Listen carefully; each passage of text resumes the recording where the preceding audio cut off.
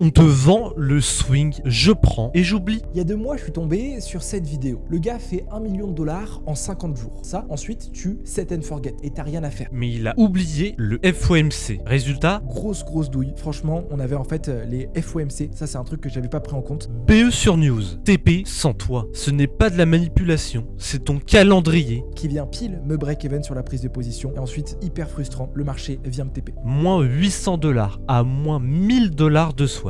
Ça veut dire grosse taille d'opposition. Essence défavorable. Le swap, ça se price, ça ne se découvre pas. Le fameux 1% de risque imaginaire devient 3%. Dès que tu comptes, swap plus taille de position, plus news. Moins $800 de frais de swap. Parce que quand vous gardez une position plus de 24 heures, en fonction des taux d'intérêt, vous avez des frais qui sont automatiquement appliqués. Donc ça, c'est la deuxième chose que j'étais pas au courant. Première, la douille des annonces économiques. Deuxième chose, le swap. C'est le problème du swing trading, c'est que vu qu'on est sur ces grosses intervalles de temps, on a énormément de manipulation. Le swing n'est pas plus manipulé que le scalp. Tu restes plus longtemps en position, tu manges plus d'événements si tu ne les prends pas en compte. Point final. Le swing, ça marche, mais pas avec des dessins partout et zéro calendrier. Abonne-toi si tu en as marre des tocards vendeurs de tapis.